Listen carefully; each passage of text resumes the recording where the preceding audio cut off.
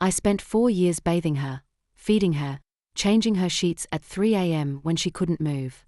4 years of my life caring for my husband's mother after her stroke. And then she died. At the reading of her will, the lawyer read out loud, "Janet did nothing for me. She only waited around for my money." I didn't cry. I didn't argue. I just opened my folder and pulled out 1,460 photographs. My name is Janet Morrison. I'm 68 years old, a retired elementary school art teacher, and I've been married to Richard for 42 years. We never had children of our own, but I tried my best to be a good daughter-in-law to his mother, Eleanor. She was a difficult woman even before the stroke. Sharp-tongued, critical, and fiercely protective of her only son. I remember the first time I met her, back in 1981. Richard brought me to Sunday dinner at her house, and the moment I walked through the door, she looked me up and down and said, "So you're the girl who thinks she's good enough for my Richard?" Not a question. A statement. I smiled anyway. I always smiled anyway. But I respected her. She had raised Richard alone after her husband died in a construction accident when Richard was just 7 years old. She worked 2 jobs, kept a clean home, and made sure her son went to college. She was strong, resilient, unbreakable. Or so I thought. For decades, I showed up to every holiday dinner, every birthday, every doctor's appointment when Richard couldn't leave work. I brought homemade casseroles. I sent cards on Mother's Day. I called to check in. I thought that meant something. I thought I was building a relationship. But looking back now, I realize I was building a resume. Evidence of effort. Evidence that I tried. Everything changed on March 14, 2019.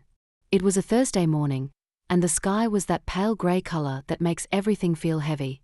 I was sitting at my kitchen table grading student art projects when Richard called me at 9:47 a.m. His voice was shaking in a way I'd never heard before.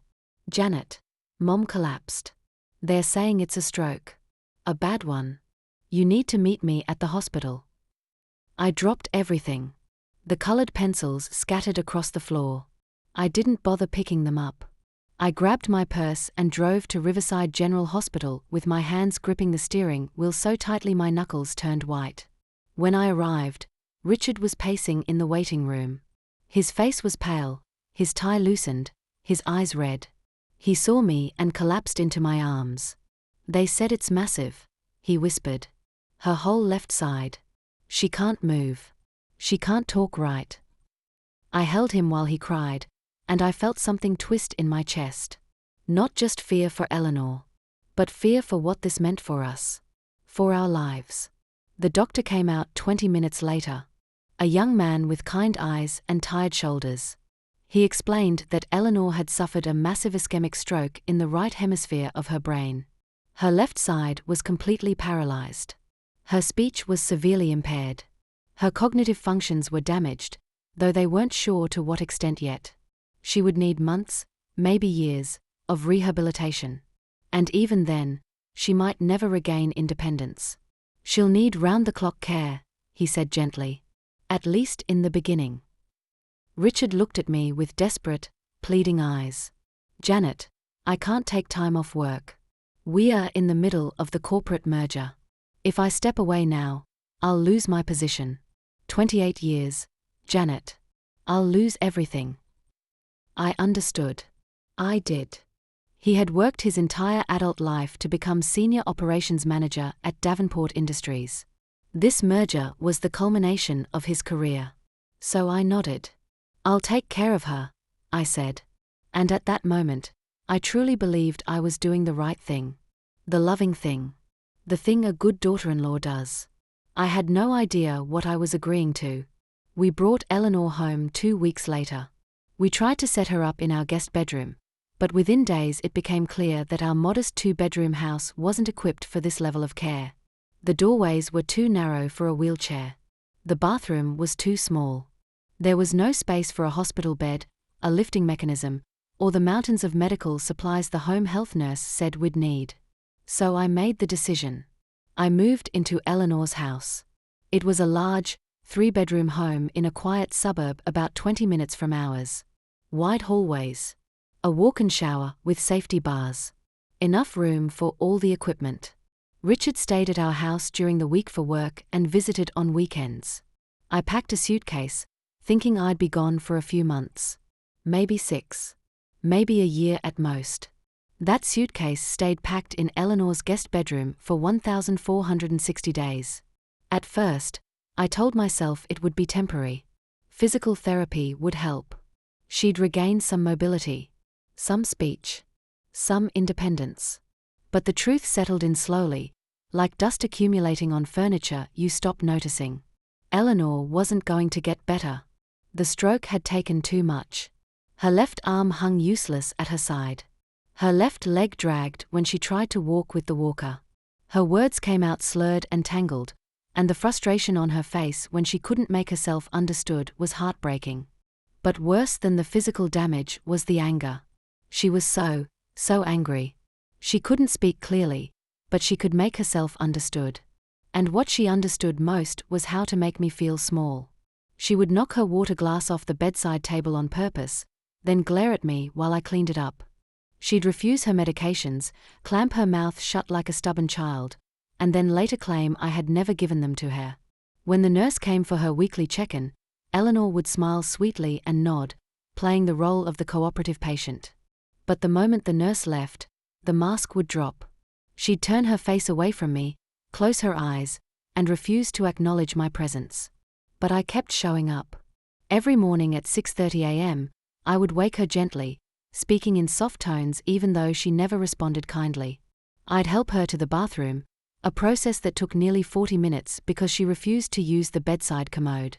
She wanted dignity, she'd say, even if it meant exhausting both of us. I'd help her wash her face, brush her teeth, comb her hair. I'd lay out her clothes and help her dress, one slow, painful limb at a time. Then we'd move to the kitchen for breakfast. I prepared her meals according to the strict dietary plan the hospital nutritionist had given me: low sodium, soft foods, high protein, pureed vegetables. I made scrambled eggs with no salt, oatmeal with mashed bananas, smoothies with protein powder. Everything had to be easy to swallow because her throat muscles were weak. I'd sit across from her at the table, watching to make sure she didn't choke, and she'd eat in silence. Never a thank you. Never a smile. Just the scrape of the spoon against the bowl. Then came the medications. 7 different prescriptions at specific times throughout the day. Blood thinners at 8 a.m. Blood pressure medication at 10 a.m. Antidepressants at noon. Cholesterol medication at 2 p.m. More blood pressure medication at 6 p.m. A muscle relaxant at 8 p.m. And a sleeping aid at 10 p.m. I set alarms on my phone. I kept a log. I never missed a dose. But Eleanor fought me on every single one. She'd spit them out. She'd hide them in her cheek and spit them into the napkin when I wasn't looking. Once, I found a week's worth of pills hidden inside a decorative vase on the mantel. She had been pretending to take them, storing them, waiting to see if I'd notice.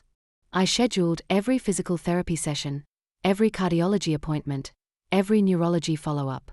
I drove her to Riverside Medical Plaza every Tuesday and Thursday at 2 p.m. for her PT sessions. I helped her through the exercises at home, stretching her stiff arm, bending her weak leg, practicing balance with the walker. She hated every second of it. She'd cry sometimes, not from pain, but from frustration. And I'd sit beside her, holding her good hand, saying, "You're doing great, Eleanor. You're so strong." She never said it back. And I started documenting everything. It wasn't planned at first. One morning, about 3 months into her care, Eleanor's neurologist, Dr. Raymond Chen, asked me for a detailed log of her daily activities. "It helps us track her progress," he explained. "We need to know what she's eating, how she's sleeping, how she's responding to the medications." So I started a spiral notebook. I wrote down the date, the time, every meal, every medication, every mood swing, every physical therapy exercise. I thought I was just being a good caregiver, a responsible one. But then something shifted. It was a Tuesday afternoon in late June. Eleanor's sister Vivian had come to visit, the first time in 2 months. She walked into the living room where Eleanor was sitting in her wheelchair, and Eleanor's face lit up. She smiled. She reached out her good hand. Vivian hugged her and said, "Oh, Eleanor, you look wonderful. You're being so well taken care of." And Eleanor nodded, smiled, made a sound that almost resembled a laugh. Then Vivian turned to me and said, "Janet, thank you so much for everything. I don't know how you do it." I smiled. I said, "It's my pleasure." And Vivian left an hour later, satisfied that everything was fine. The moment her car pulled out of the driveway, Eleanor's face changed. The smile disappeared. She turned to me with cold, hard eyes and said, in the clearest voice I'd heard from her in months, "Get out." 2 words. Perfectly pronounced. I stood there, stunned, and she repeated it. "Get out." I left the room. I went into the kitchen. I sat at the table and cried. Not because I was hurt, though I was, but because I realized something. She could control it. She could turn it on and off. The gratitude. The cruelty. She was choosing how to treat me. That's when I expanded the documentation. I bought a small digital camera. Nothing fancy. Just a simple point and shoot. I started taking photographs. Every meal I prepared, arranged neatly on the plate. Every time I helped her into the shower, holding her steady so she wouldn't fall. Every birthday card I bought for her, every holiday decoration I put up to make the house feel less sterile. I photographed the pill organizer every morning before I administered her medications. I photographed the grocery receipts, the medical bills, the insurance statements. I kept everything. People thought I was obsessive. My friend Diane came to visit one afternoon and saw my filing system, 4 large 3-ring binders lined up on the bookshelf, labeled by year and category. Meals, medications, medical appointments, personal care, financial expenses. She looked at me with concern. "Janet, honey, this is a lot. Are you okay? This seems..." She trailed off, searching for a kind word. "Intense," she finally said. I smiled and said, "I just want to be thorough. You know me. I like things organized." But the truth was, I wasn't sure why I was doing it anymore. Maybe I needed proof for myself. Proof that I wasn't invisible. Proof that these days, these weeks, these months mattered. Proof that I existed. The hardest days were the ones when Richard visited. Every Saturday morning, he'd drive over around 10 a.m. He'd walk through the front door, cheerful and well-rested, smelling like his aftershave and the freedom of a full night's sleep. And Eleanor's entire demeanor would change. Her face would light up. She'd reach for his hand with her good arm, and her eyes would fill with tears of joy. She'd smile in a way she never, ever smiled at me. He'd sit with her for an hour, maybe 2 if I was lucky. He'd ask surface-level questions. "How are you feeling this week, Mom? Are you eating okay? Is Janet taking good care of you?" And she'd nod. She'd make soft, agreeable sounds. She'd pat his hand. The picture of a grateful, loving mother. Then he'd leave. He'd kiss her forehead, tell her he loved her, and walk out the door. And I'd stand in the doorway, waving as his car pulled away. And the very second his taillights disappeared around the corner, Eleanor's face would harden again. The mask would drop. She'd turn her wheelchair toward the window, her back to me, and refuse to speak for the rest of the day. I was back to being the woman she tolerated because she had no other choice. I never told Richard how cruel she could be. What was the point? The one time I tried, about 6 months in, I said, "Richard, your mother has been really difficult this week. She's refusing her medications.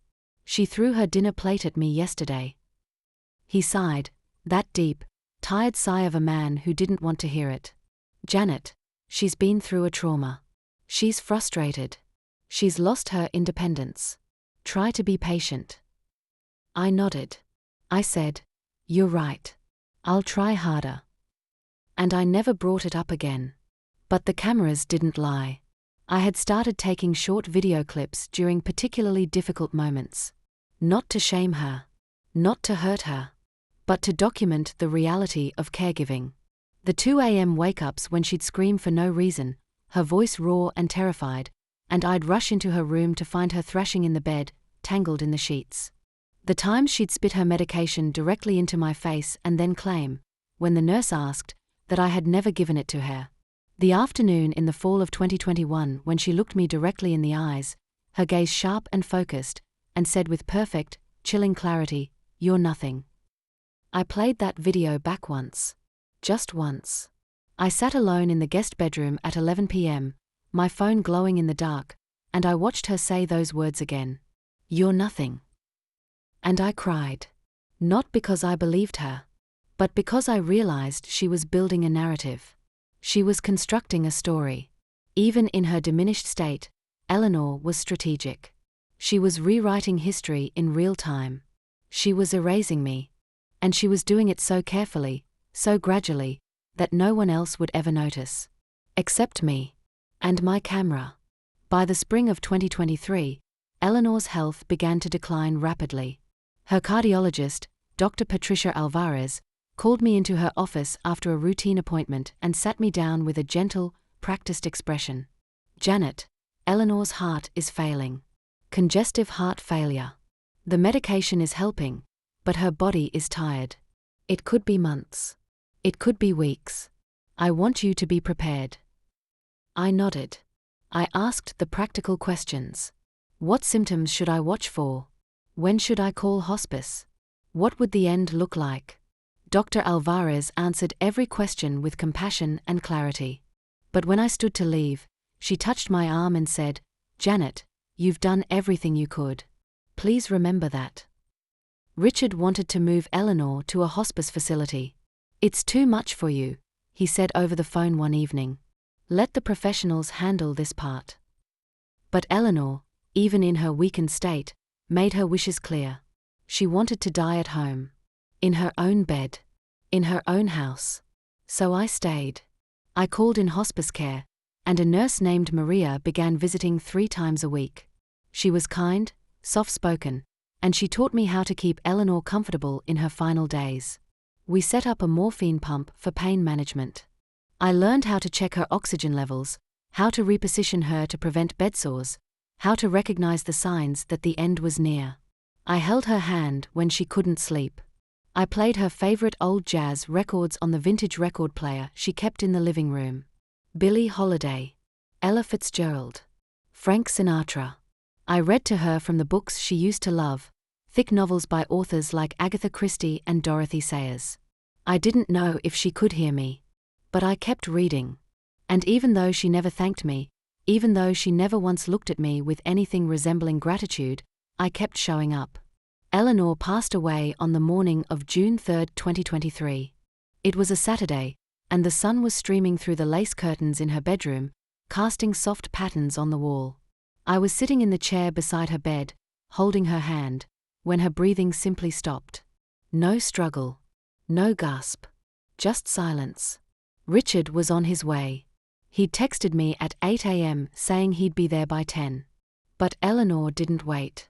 She left at 9:32 a.m. It was just me and her. In her final moments, I leaned close and whispered, "Eleanor, you're safe. You're not alone. You can rest now." I don't know if she heard me, but I said it anyway. Because it was the truth. And because, despite everything, I wanted her to go in peace. The funeral was held 4 days later at Riverside Community Church. It was small. Maybe 40 people. Family, a few old friends, neighbors who remembered Eleanor from before the stroke. Richard gave a beautiful eulogy. He talked about his strong, independent mother who had raised him alone after his father died. He talked about her resilience, her sacrifice, her unwavering love. He thanked God for giving her a peaceful end. He thanked the doctors for their care. He thanked Maria, the hospice nurse, for her compassion. He did not mention me. Not once. Not even in passing. I sat in the front pew, my hands folded in my lap, and told myself it didn't matter. Grief makes people forgetful. He was in shock. It was fine. But then came the will reading. It was scheduled for the following Tuesday, June 13th, at 10 a.m. at the office of Eleanor's attorney, Mr. Gerald Pritchard. He was an older man, probably in his mid-70s, with thick wire-rimmed glasses and a kind but formal demeanor. He had handled Eleanor's estate for over 30 years, since before Richard was even married. Richard and I arrived together, driving in silence. Also present were Eleanor's younger sister, Vivian, and her 2 adult children, Marcus and Stephanie. I didn't know them well. Vivian had visited maybe 3 times in 4 years. Marcus and Stephanie, never. Mr. Pritchard's office smelled like old paper and leather. The walls were lined with law books, and a large mahogany desk dominated the room. We all sat in chairs arranged in a semicircle facing him. He cleared his throat, adjusted his glasses, and opened a folder. "Thank you all for coming," he began. "We are here today for the reading of Eleanor Margaret Morrison's last will and testament, executed on April 9, 2023. April. 2 months before she died. That meant she had updated her will recently. Very recently. My stomach tightened. Mr. Pritchard began reading. The house, valued at approximately $375,000, would go to Richard. Her savings account, totaling $73,000, would be split equally between Marcus and Stephanie. Some jewelry, her grandmother's wedding ring and a pearl necklace, would go to Vivian. A set of vintage china would go to Stephanie. Some personal items, photographs, and books would be distributed among family members. Standard. Predictable. I wasn't expecting anything. I didn't want anything. And then Mr. Pritchard reached a section labeled Personal Statement. He hesitated. His eyes flicked up to me briefly, and I saw something in his expression. Discomfort. Maybe pity. He cleared his throat again and read aloud, "I want it known that my daughter-in-law, Janet Morrison, contributed nothing to my care in my final years. Despite appearances, she was absent in all the ways that mattered. She treated my home as her own convenience, spent my money freely, and waited like a vulture for me to pass. She showed no genuine affection, no real sacrifice. She does not deserve recognition, gratitude, or inheritance. She was a burden, not a blessing. I want this statement entered into the public record so that the truth is known." The room went completely silent. I heard the clock ticking on the wall. I heard someone's shallow breathing. I felt Richard stiffen beside me, his hand gripping the armrest of his chair. Vivian's mouth fell open. Marcus shifted uncomfortably. Stephanie stared at the floor. Mr. Pritchard set the document down slowly, removed his glasses, and looked at me with something unmistakably close to pity. I didn't cry. I didn't gasp. I didn't defend myself.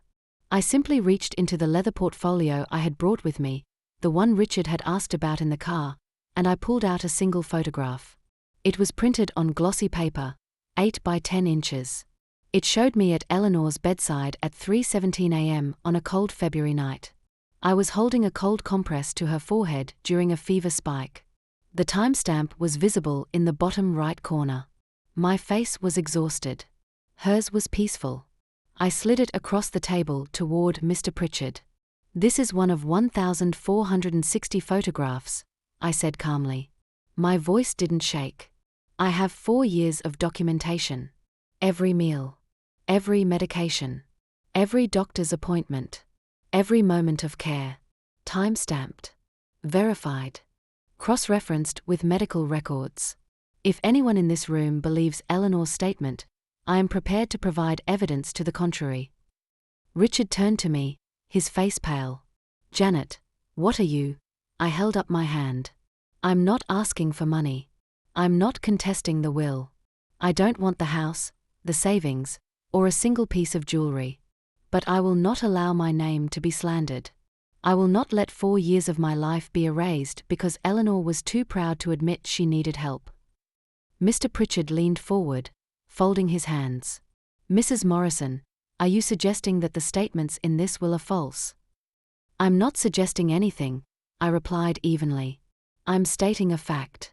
Eleanor's claims are provably, demonstrably untrue. And if this will is executed as written, with that personal statement included in the public record, I will file a defamation lawsuit against the estate. Not for financial gain. For the truth. Vivian spoke up, her voice trembling. Janet, we had no idea. We thought. Richard said you were helping, but Eleanor always made it sound like you were barely around. She said you left her alone most days. That you hired people to do the work. I was there every single day, I said quietly. Every single day for 1,460 days. I have the photographs, the receipts, the medical logs, and the witness statements from her doctors, her nurses, and her physical therapists. Would you like to see them? The room fell silent again. Then Marcus, who had been quiet the whole time, spoke. I think we need to see them. I opened my portfolio and pulled out a thick binder. I placed it on the table. It was labeled Year 1, March 2019 to March 2020. I opened it to a random page. There were photographs of meals I'd prepared, each one dated and time-stamped. There were printed logs of medication schedules. There were receipts from the pharmacy, the grocery store, the medical supply company. There were notes from physical therapy sessions, each one signed by the therapist and countersigned by me. I flipped through the pages slowly, letting them see. Letting them absorb. I have 3 more binders like this, I said. 1 for each year. I documented everything because I knew this day might come. I knew that someday, someone might question whether I was really there. Whether I really cared. So I made sure there would be no doubt. Stephanie's eyes filled with tears. Janet, I'm so sorry. We didn't know. No, I said gently. You didn't. Because you weren't there. The meeting ended shortly after. Mr. Pritchard said he would need time to review my documentation and consult with the family. Richard and I drove home in complete silence. When we pulled into the driveway, he sat there with his hands on the steering wheel, staring straight ahead. Finally, he spoke. Why didn't you tell me? I looked at him, this man I'd loved for 42 years. Tell you what? That it was that bad. That she treated you like that. That you were suffering. I thought about it for a long moment. Then I said, would it have changed anything? He didn't answer. He just sat there, staring. That night, I sat at the kitchen table and called my own attorney, Lisa Brennan. She was a sharp, no-nonsense woman in her 50s who had helped us with our estate planning years ago. I explained the situation. She listened without interrupting. When I finished, she said, Janet, you have multiple legal avenues here. Defamation. Intentional infliction of emotional distress. And potentially, elder abuse claims against Eleanor's estate for making false accusations that damaged your reputation. But honestly, I don't think you'll need any of that. Why not? I asked. Because the evidence speaks for itself, she said. No judge is going to let that personal statement stand once they see your documentation. You didn't just care for her. You created an irrefutable record. That's the smartest thing you could have done. 2 days later, Mr. Pritchard called me. He asked if I could come to his office alone. When I arrived, he was sitting at his desk with one of my binders in front of him. He looked up at me and said, Mrs. Morrison, I've been practicing law for 46 years. I've handled hundreds of estates. And I can honestly say I have never, in my entire career, seen anything like this. He gestured to the binder. You didn't just care for Eleanor. You created a comprehensive, legally sound, medically verified record of her entire final chapter. Why? Because I wanted proof, I said simply. Proof that I was there. Proof that I cared. Proof that I mattered. He nodded slowly. After reviewing your documentation and consulting with the family, we've made a decision. The personal statement will be removed from the will. It will not be part of the public record. Additionally, Vivian has requested that I draft a formal letter of apology on behalf of the family. She wants you to know that they were wrong. That Eleanor was wrong. I sat quietly for a moment, letting his words settle.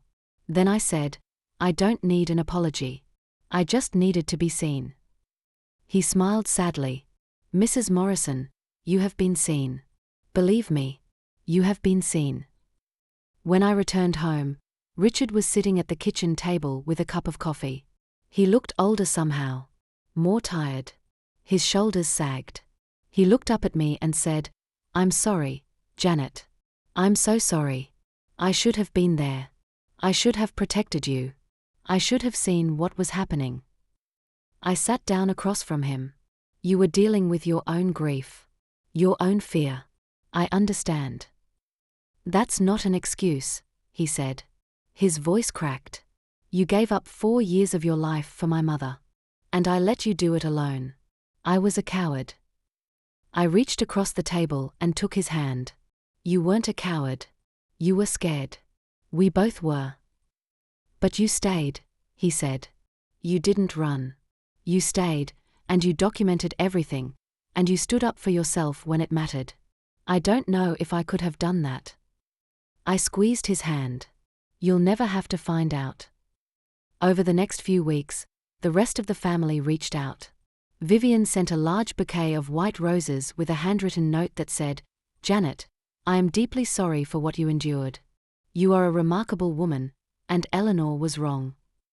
Marcus and Stephanie called separately, both of them apologizing, both of them saying they wished they had known, they wished they had helped.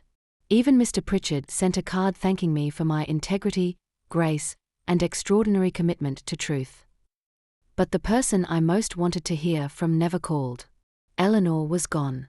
And whatever her reasons for writing those words, whatever pain, or pride or bitterness had driven her to try to erase me, those reasons had died with her. I spent a long time trying to understand why she did it. Maybe she resented needing help. Maybe she hated being dependent on someone she had never fully accepted into the family. Maybe, in her mind, cruelty was the only power she had left. I'll never know. And after a while, I stopped trying to figure it out. Because the truth is, it doesn't matter. Her words were lies. And I had the proof. But I learned something important in those 4 years.